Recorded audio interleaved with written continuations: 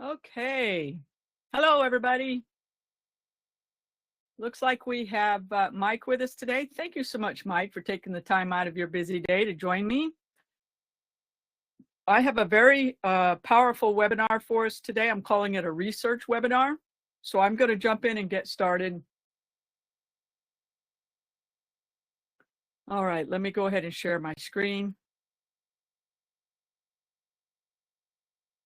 And I think I want to just share that. Okay. So I'm gonna stop sharing that and share it a different way. That doesn't look as good as I think it does when I do this way.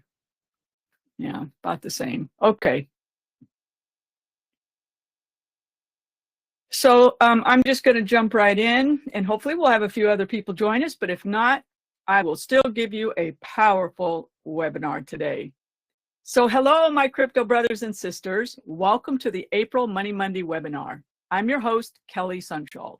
And today's topic is a special topic that I put together called the bifurcation of crypto. Now, for those of you who might listen to this who are already members of the mastermind, you've probably heard me talk about this phrase before, but today I'm going to do a bit of a research deep dive in this webinar as to what I mean by that. So let's go ahead. This webinar is going to be in two parts. The bifurcation of crypto, I'm going to present it in two parts. Let me see if I can zoom in just a wee bit more for those who want to be able to see it. And so I'm going to go ahead and start with part one. And I've done the research here and I have it all written out, and I will be uploading the PDF of this webinar to the mastermind for those who'd like to read it. And I've done a ton of research for this, so let's see what I've got here. During the current market cycle, I've been observing a shift in the crypto ecosystem that I believe is profound and will significantly impact the direction of crypto in the coming years, as well as the unfolding of the new financial system that I believe is being built behind the scenes right now. And I refer to this shift as the bifurcation of crypto. In this research webinar, I will explore what I've been observing specifically. But first, what do I really mean by the term the bifurcation of crypto? Well, in my view, this phrase implies that the overall ecosystem of crypto and blockchain is diverging into two distinct directions. One towards strict DeFi, decentralized finance, and one toward a hybrid system. And what that looks like for me is, as I show in this image, DeFi going one direction and this hybrid system going in another direction. And I'm going to break this down further for us.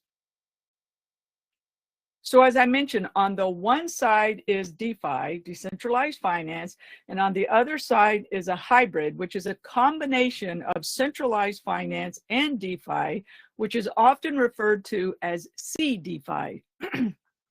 Now, with this bifurcation idea in mind, I decided to discuss this scenario with both Grok AI and Perplexity AI to help me research the subject more efficiently and gather evidence.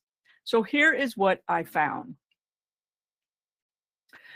Grok says your observation about a split in the crypto ecosystem makes a lot of sense, and there's plenty of evidence to support it.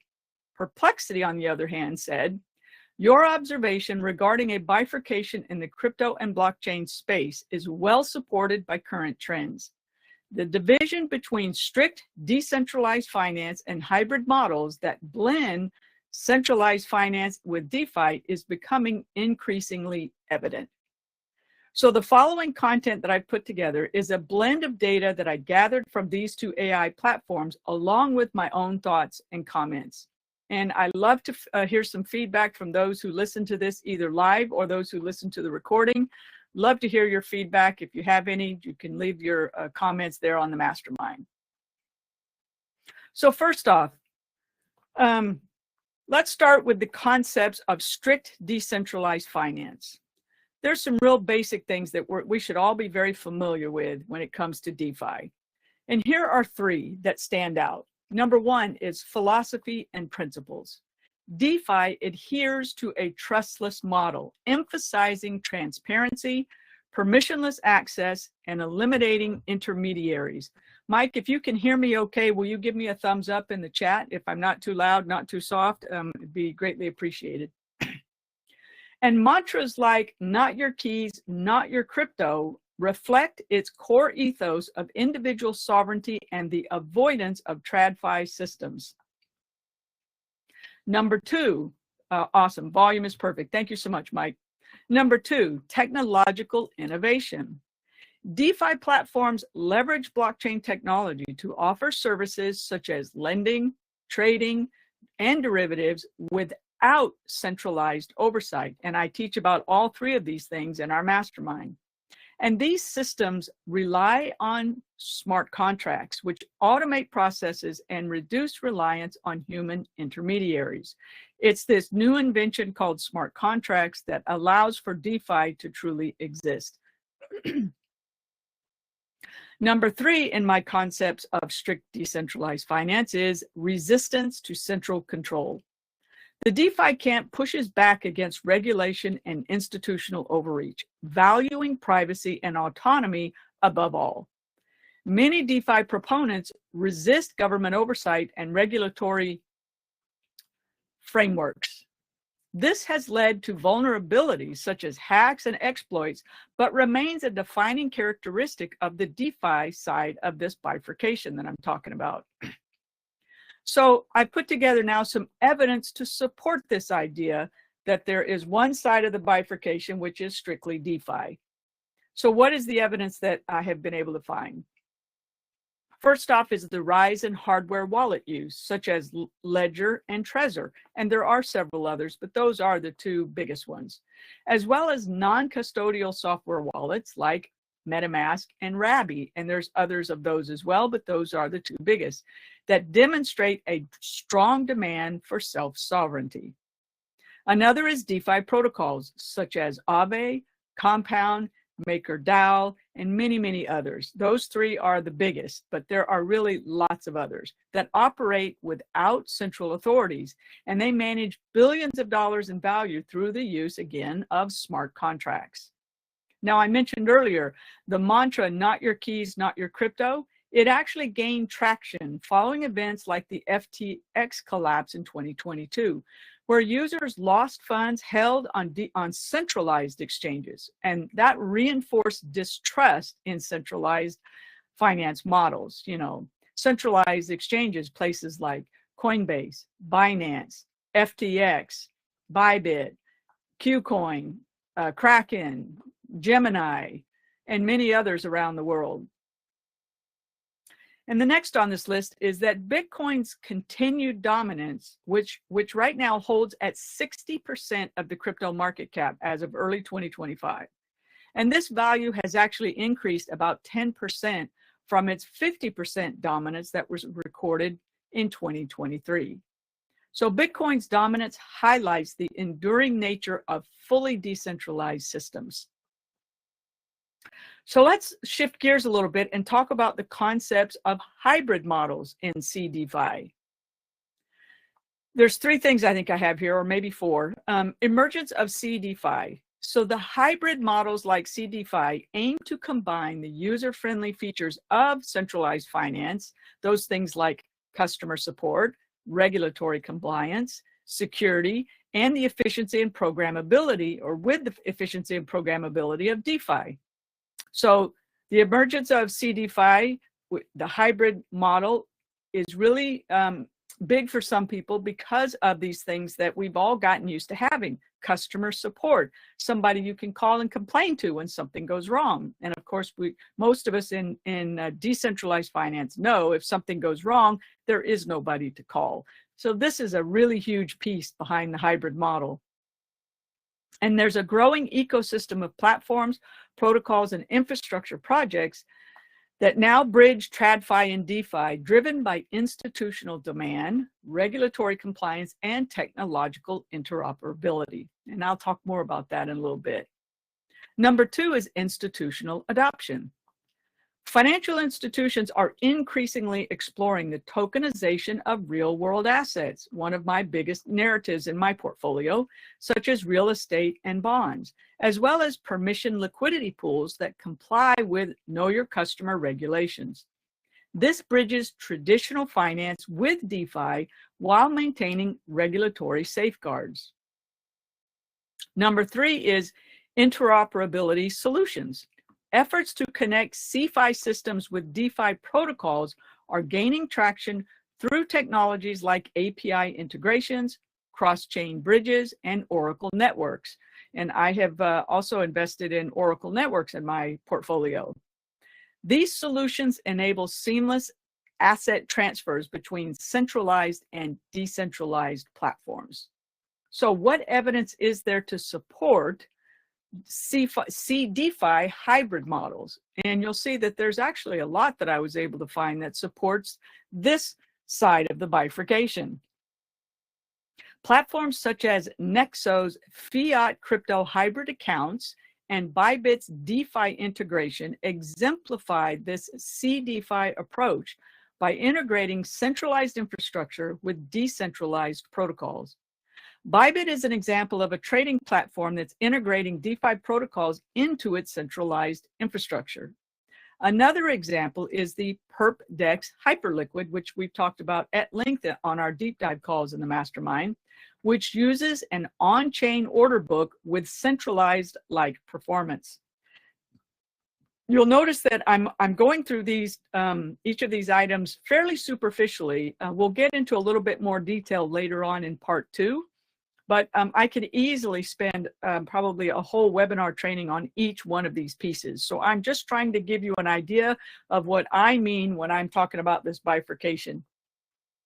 So other evidence to support this, this hybrid side of my bifurcation idea is JP Morgan's Kinexys platform, which utilizes the JPM coin and blockchain for interbank settlements. And they process over $1.5 trillion in transactions since they're actually from whenever they started. I don't know what year that was. To date, they've processed $1.5 trillion transactions, and they average $2 billion daily. That's pretty impressive, and it is very much a hybrid system. It's a permission centralized system. So only banks that have permission to use it can use it. So, but it's still decentralized in the fact that it's a blockchain. It's just that you don't have, you know, a bazillion nodes like you do with Bitcoin. The next one on our list for evidence of CDeFi existing is stablecoins, which we know a lot about, such as USDC, which is issued by Circle. And that bridges DeFi and TradFi, offer decentralized access while maintaining centralized backing and regulatory oversight. I'm going to throw out a little caveat there that many people currently believe that USDT is going to eventually go by the wayside because they have chosen not to comply with US laws regarding crypto. And part of many people believe that's because that is because they don't have the assets backing their USDT stablecoin that they say they do, and that it's going to come to light one of these days that that this is true.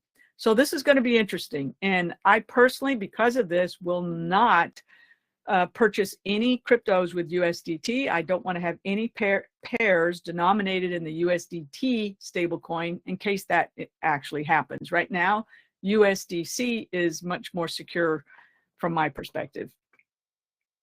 Next one is central bank digital currencies, CBDCs, such as China's digital yuan or the Bahamas sand dollar, leverage blockchain technology, but they are fully controlled by their respective governments. Now, most of us may know that CBDCs are being shot down in the US. I believe it's the House of Representatives that passed a bill, but I think it's the other side, the Senate, has not agreed to it yet. So it isn't fully law yet, but it looks like that the US is going to not use CBDCs going forward.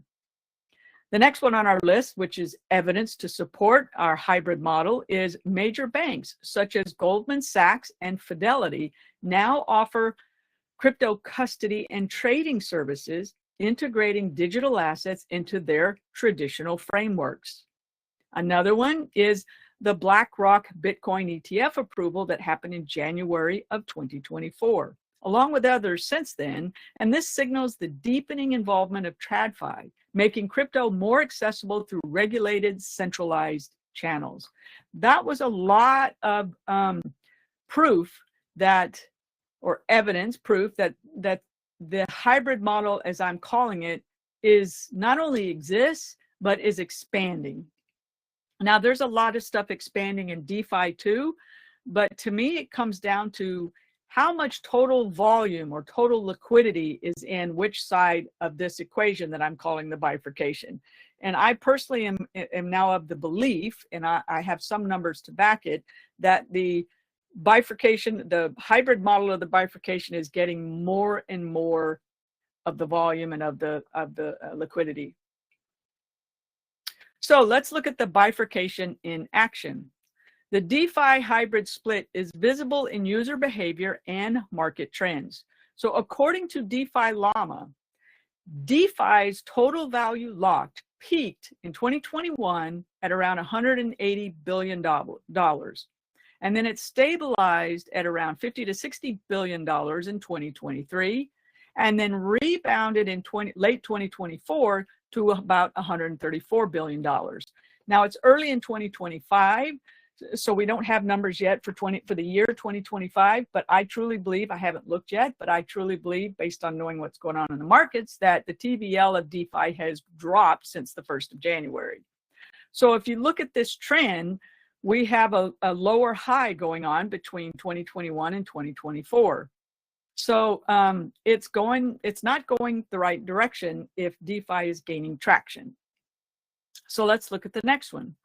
Meanwhile, centralized exchanges like Binance and Coinbase, together they handle over 70% of all spot trading volume, and this is according to CoinGecko, thus catering to users who don't want to be their own bank and are comfortable with the custodial models. Next on the list of what's actually going on in this bifurcation, the bifurcation in action, is regulatory pressure, such as the EU's MiCA or MiCA framework or US regulatory actions that are targeting crypto mixers, pushes projects toward compliance, thereby widening the gap between purists and the hybrid model. So regulatory pressure, even though we have a crypto-friendly administration in place right now, it doesn't mean that there's no more regulatory pressure against certain aspects of crypto, and crypto mixers are probably the one that's getting the most attention. But there is, next on our list, regulatory easing. On the other hand, created by the crypto-friendly Trump administration, is reinvigorating CeFi organizations such as banks to engage in crypto custody services. And this is huge. This really opens the door for crypto businesses, not only for engaging in crypto custody services, but for businesses in crypto that need a bank account. Before, it was difficult for them to even get a bank account, and this should ease the minds of the banking people to allow crypto businesses to indeed be banked. And last on our list is institutional adoption of DeFi is growing, driven by the tokenization of real-world assets and innovations like permissioned DEXs and yield farms that allow only verified participants. Now, I personally think that this is the direction that I see things going in the future. And the reason I see this last sentence I just read as being so important, because of all of the scams and hacking that goes on in the decentralized world. Smart contracts have just so much risk associated with them. And if we have permissioned DEXs and permissioned yield farms, then not everybody will have access to them. Only those participants who have been verified through KYC and the AML laws. And I used to be, very much against KYC and AML. I was very much in the camp of go Bitcoin, go DeFi, down with banks, down with CeFi. And I am flipping my opinion in the last year and a half, 2 years, I've been slowly going the other direction, hence why I'm doing this webinar today. So more of my thoughts on the subject. In my opinion, there is clear evidence of a bifurcation occurring in the crypto space. On one side clings to the decentralized dream, while the other adapts blockchain to fit the mold of TradFi, with banks and regulators increasingly shaping the hybrid system. And this divide isn't just a trend, but a natural evolution reflecting crypto's maturation. So here's how I see it. Innovation versus adoption. Strict decentralization drives cutting-edge ideas such as DAOs and zero-knowledge proofs, while the hybrid model makes crypto practical and accessible to the masses. Both push the space forward. Another thought of mine is choice matters. Users benefit from options such as self-custody for the tech-savvy individuals, custodial solutions for newcomers, or institutions that require compliance. Next is centralization creep. Now we have to be careful with this one because as banks and governments adopt blockchain, there is a risk of diluting crypto's core promise, the decentralization part. CBDCs, for instance, could enhance surveillance rather than freedom, hence why many politicians and government are pushing to ban it. Next is fragmentation. If the two sides grow too far apart in their bifurcation, interoperability may suffer, resulting in the splitting of liquidity and user bases. And we sort of have, we've had that problem with DeFi since its inception. Just too many islands of blockchains with liquidity being spread amongst too many different protocols on too many different chains. And that really has been a problem. And so that's why bridges ended up being born. And some of that is becoming less of a problem. But, you know, depending on the direction that the technology goes in the future, we have to watch out for this fragmentation issue. And I think part 2 of my webinar today is going to address some of that. So I'll talk about more about that in a little bit. Next is coexistence, not conquest. I personally don't think that either side will come away as a single winner. Instead, both sides will win a portion. Bitcoin maximalists and DeFi purists will maintain their corner of the crypto world, while hybrid models may dominate mainstream adoption, achieving perhaps 80% market share in a decade or less, with 20% remaining pure DeFi. This says volumes about where I'm going with my portfolio. And the last one on my list of my thoughts is tech will bridge the gap.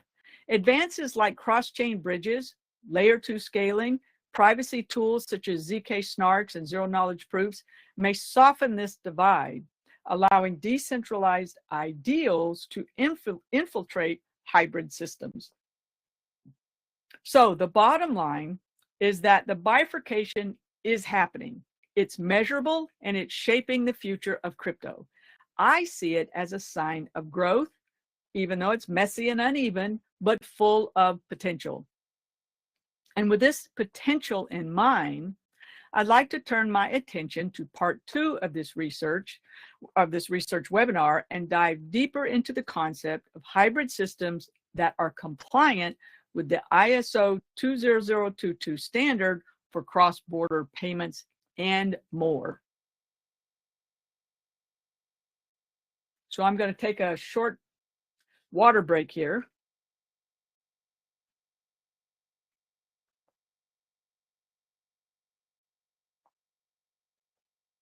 And we're going to continue on with part 2.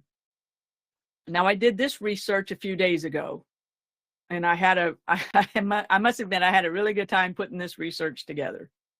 So blockchain projects reshaping finance, supply chains, and cross-border payments with ISO 20022 compliance. So here's my introduction. Blockchain and distributed ledger technologies, usually referred to as DLTs, are revolutionizing the global financial system. Projects such as Ripple, Stellar, Algorand, XDC Network, IOTA, Hedera Hashgraph, and Quant are driving innovation in finance, cross-border payments, supply chains, and beyond. The ISO 20022 standard, a global framework for financial messaging, enhances interoperability and efficiency by standardizing communication across these systems. And this report examines their contributions and details specific past and present activities or implementations related to the ISO 20022 standard, exploring the broader implications. So blockchain and DLTs address inefficiencies in traditional financial systems through unique consensus mechanisms. And the consensus mechanisms for each of those projects I just mentioned, I'm going to list here. Ripple uses Ripple Payment Consensus Algorithm, known as RPCA. Stellar uses the Stellar Consensus Protocol. Algorand uses Pure Proof of Stake. XDC Network uses Zenfin Delegated Proof of Stake. IOTA uses Fast Probabilistic Consensus. Hedera uses the Hashgraph Consensus Service. And Quant uses a proprietary consensus. And of these projects I just listed, Quant is the only one that is completely centralized. Interoperability solutions such as Interledger and Overledger connect these platforms, facilitating seamless interactions. And ISO 20022, projected to underpin 80% of global transactions in the coming years, standardizes messaging, enabling these projects to integrate with traditional financial systems more effectively. So now I'm going to talk about the title of part 2 here. I'm going to flip back up really quick. Is Reshaping Finance, Supply Chains, and Cross-Border Payments. So I'm going to talk about each one of those separately now. First, we're going to talk about cross-border payments. Ripple and Stellar lead in transforming cross-border payments, leveraging the ISO compliance to deliver faster, cheaper, and more transparent transactions. So I'm going to give you a few specifics. So for Ripple, the platform is RippleNet, and they are ISO 20022 compliant. Their token, as most of you know, is XRP, and it's utilized in the on-demand liquidity, ODL, for real-time settlements without pre-funded accounts. And that's huge for institutions. Most of us will use XRP on the XRPL ledger. And their reach. They span over 70 markets with nearly 100% global payout coverage, which is pretty impressive. Their impact. It cuts transaction costs by up to 60% and reduces processing time to seconds from days or even weeks, particularly in emerging markets like Asia and Latin America. But this is going to affect every nation, not just Asia and Latin America. So what is the ISO 20022 activity and implementation of Ripple? So in the past, Ripple joined the ISO 20022 standardization body in its early stages, all the way back in 2015, embedding the standard into RippleNet's messaging framework to align with traditional banking systems. They were planning this right from the get-go. It's probably why they were sued and shut down for so long. So as of 2025, RippleNet's ISO integration supports partnerships with major banks like Santander and Standard Chartered, and probably many, many others. I just listed a few, enabling seamless cross-border payment flows with enhanced data interoperability. So I think Ripple is going to play a big role in cross-border payments going forward.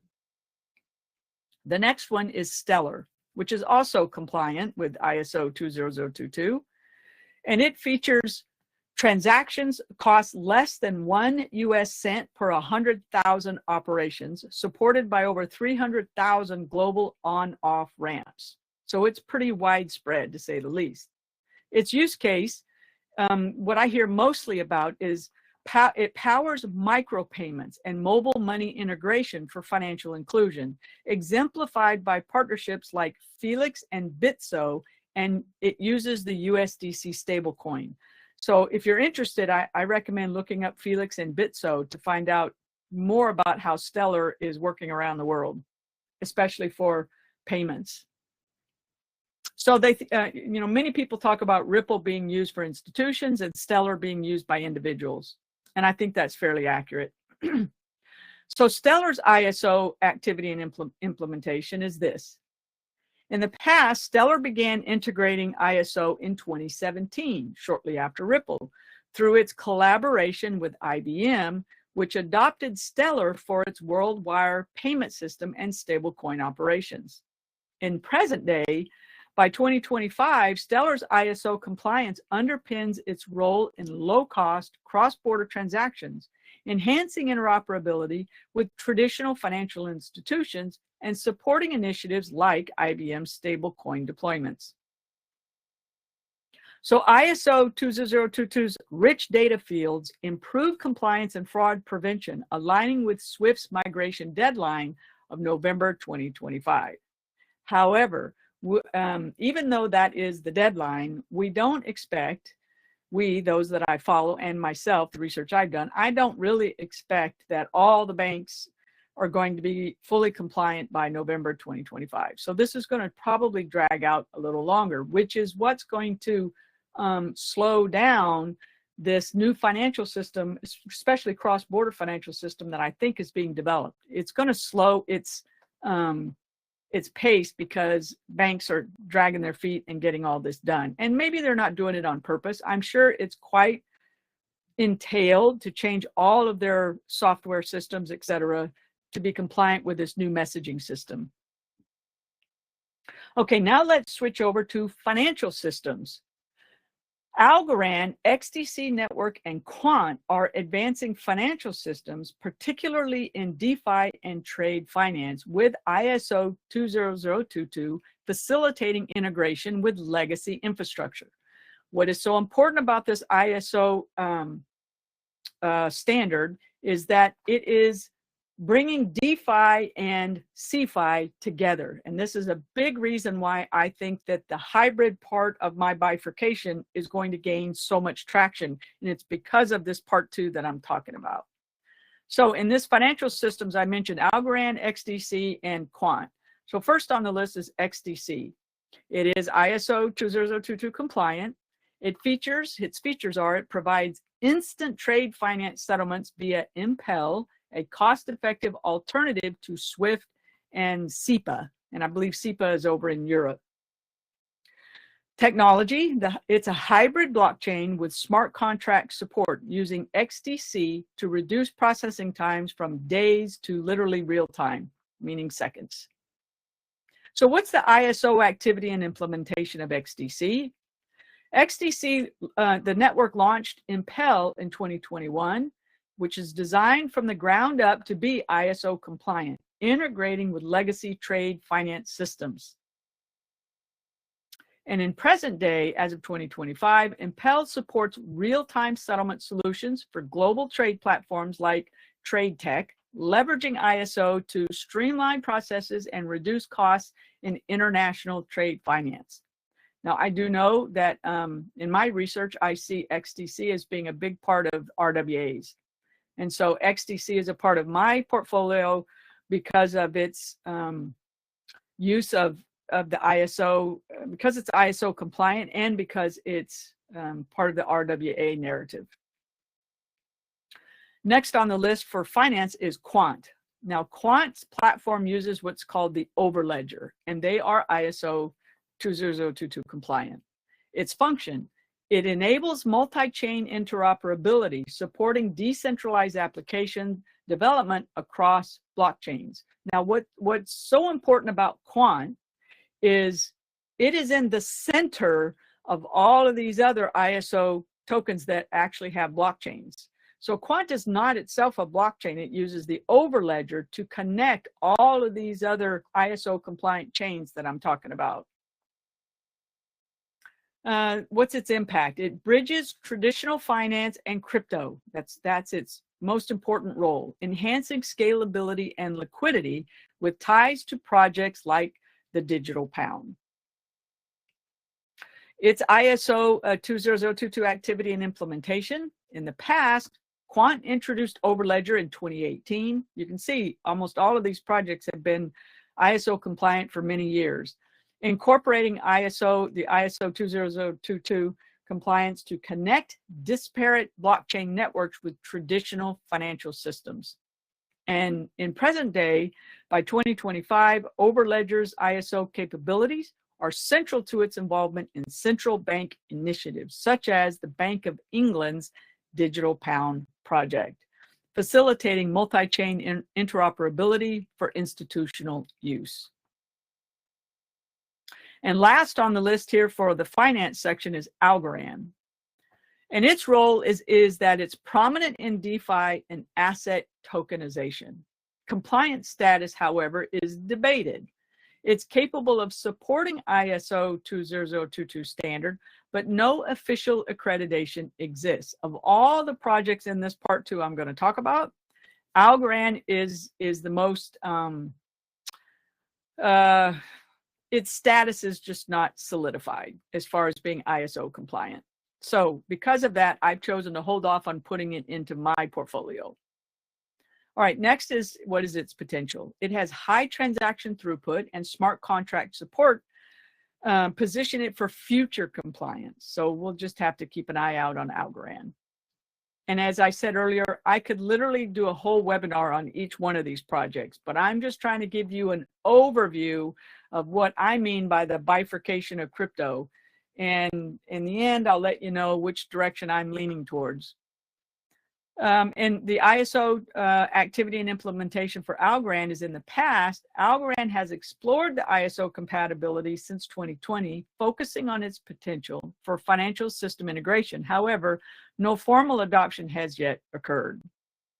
And again, as of 2025, Algorand lacks official ISO accreditation. However, its partnerships with Republic and Koi banks for tokenized assets demonstrate its readiness for integration with traditional finance, provided compliance is pursued. So these projects enhance transaction efficiency, security, and DeFi adoption, with ISO 20022 playing a pivotal role where implemented.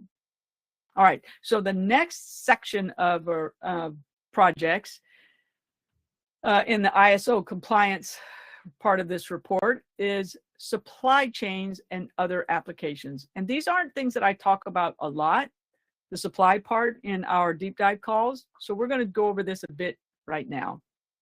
IOTA and Hedera enhance supply chain transparency, extending to applications such as central bank digital currencies for those countries who plan to implement them, and the Internet of Things with the ISO 20022 standardizing data flows. So IOTA has been around for years. I actually bought IOTA clear back in probably 2016 or 2017. I held it for a little while. And IOTA is a unique distributed ledger technology. It's not technically a blockchain. It's a DAG, I believe, DAG. I can't remember what that says. Something acyclic graph. It's an interesting project.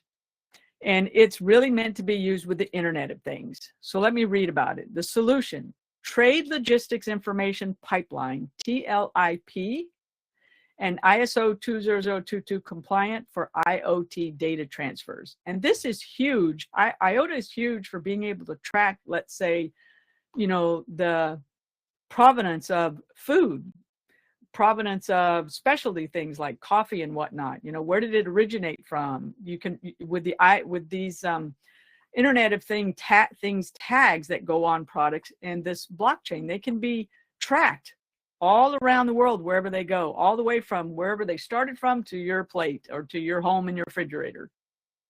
So the features of IOTA are that it tokenizes trade documents for secure real-time exchange, integrated with entities like the Kenya Revenue Authority. I mean, I'm sure there's many others, but this is one that I brought up.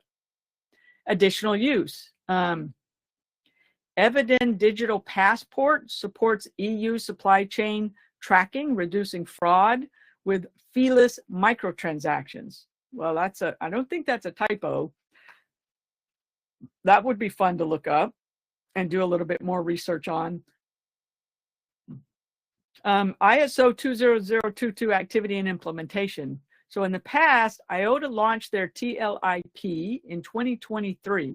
Now, I know IOTA has been around since at least 2016, 2017. So they didn't decide to get compliant with this messaging system until recently. They integrated ISO to secure IoT data transfers for trade logistics with initial pilots in East Africa. Because it's been difficult for a lot of these projects to work in the US. There's been too much pushback until recently by regulators.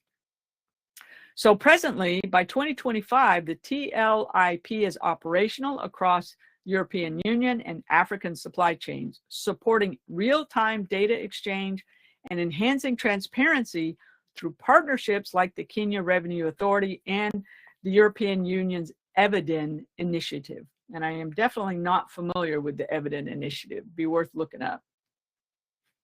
So now let's talk about Hedera. Now, Hedera is a project that I started following early on. I mean, probably all the way back to 2015, 2016. And I did a ton of research on Hedera back then. Unfortunately, I don't have an eidetic memory, so I don't remember everything that I researched, but let's see what I've got to share for us today. So the service, they provide a consensus service, and they are ISO 20022 compliant. Their applications, it tracks provenance and supports supply chain financing via partnerships with places like the Fresh Supply Company. And I'm sure they have a lot more going on than just that. But this is a good application that we can wrap our heads around. Their migration is SUKU's, I don't know what that stands for, but Suku's shift from Ethereum to Hedera improves performance in automating supply chain flows. So apparently, whoever Suku is shifted away from Ethereum to Hedera. And I have a comment somewhere in here that I have heard of Hedera being referred to as Ethereum 2.0. That's interesting. So the ISO activity and implementation of Hedera is they integrated the ISO compliance into its consensus service in 2022, not that long ago, targeting supply chain use cases with early implementations in the food and beverage sector. I can't wait for the time when I can go to the grocery store and use my cell phone and some QR code that's on a product I want to buy and be able to see the provenance of where that came from. I think it's coming someday in the near future. As of present, in 2025, the consensus service supports provenance tracking and financing solutions with Fresh Supply Company, leveraging ISO 20022 for tokenized supply chain assets, enhancing all auditability and reducing costs.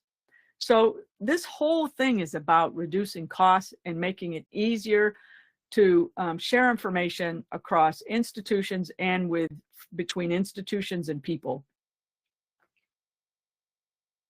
Both projects that I just talked about, which was Hedera and Algorand, I believe, no, we're into IOTA and Hedera. Both projects contribute to the Internet of Things initiative with ISO 20022 ensuring data integrity for enterprise applications. Additionally, as I mentioned earlier, I've heard Hedera referred to as Ethereum 2.0. So let's talk about the implications of ISO 20022 being implemented. So this ISO standardizes financial messaging and it offering significant benefits. And those include things like cross-border payments, which reduces friction and enhances compliance. And that's where Ripple and Stellar come in.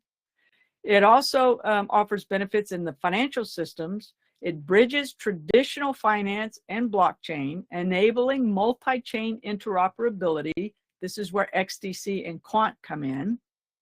And it also offers significant benefits in supply chains. It secures Internet of Things communication and standardizes data. And this is where IOTA and Hedera currently come in. So what are some of the challenges? Regulatory alignment. tied to deadlines like SWIFT's November 2025 migration. All banks using SWIFT are supposed to migrate to the ISO 20022 standard by November 2025. And there's some debated compliance with projects such as Algorand. Algorand's unclear status, which limits its integration potential. We'll see. And here's a very brief comparative analysis that shows, this is a table that compares traditional and blockchain systems. So on the far left, we have the aspect. The second column is traditional systems, and the far right column is blockchain systems. And we're looking at the Ripple, Stellar, XDC, etc. So the aspect is cross-border payment speed. For traditional systems, as many might have experienced, it's days for settlements. Whereas with our new blockchain systems listed in this part of the report, we're talking about seconds to minutes. Transaction costs in the traditional systems, we mostly know, are high due to all the intermediaries. There's all kinds of fees. In the blockchain systems, it'll be very low, potentially cutting costs by 60%. And I gotta believe that this cost-cutting measure of 60% will be a big reason that institutions and other businesses, corporations will begin utilizing this as soon as it becomes available, because they all want to save in expenses. Another aspect is supply chain transparency. In traditional systems, when it comes to supply chain, it's very limited because it's paper-based, and you got to go through a bazillion different organizations that all have their own forms. They're all run by individuals. Papers get lost. It's very, very slow. And of course, with blockchains, it's going to be very high with near real-time tracking. And the last one is financial system integration. With traditional systems, we are fragmented with multiple formats. And with the blockchain systems that are based on the ISO 20022 standard, we will have unification and compliance. So I hope that was helpful to you all. I'm going to get into my short conclusion now. As of April 2nd, 2025, Ripple, Stellar, Algorand, XDC Network, IOTA, Hedera, and Quant are reshaping finance, cross-border payments, supply chains, and related sectors. Their ISO compliance activities, spanning Ripple's early RippleNet integration from 2015 to today, Stellar's IBM partnership from 2017 to today, XDC's Impel launch from 2021 to today, and Quant's Overledger development from 2018 to today, IOTA's TLIP deployment from 2023 to today, and Hedera's consensus service from 2022 to today, and finally, Algorand's potential alignment. And these all demonstrate diverse approaches to enhancing efficiency and interoperability. While challenges such as regulatory hurdles and Algorand's compliance ambiguity persist, these projects collectively herald a transformative shift in the global financial landscape. So that is all I have for us today. I thank you so much for those who eventually listen to this. I thank you very much, Mike, for being with me today. Mike says, hot topic, well-rounded overview, and very informative. Thank you so much, Mike. I so appreciate you. So that's all for today's Money Monday research webinar. And our next Money Monday webinar will be next month, the first Monday of the month. Actually, that one may have to get postponed because I think I'm going to be in Florida for my mom's funeral arrangements that I believe are happening the first month of May. So I may have to do next month's webinar later on in the month. So there's a quick heads up. So thank you so much for listening today. I will catch you guys next time. Bye for now.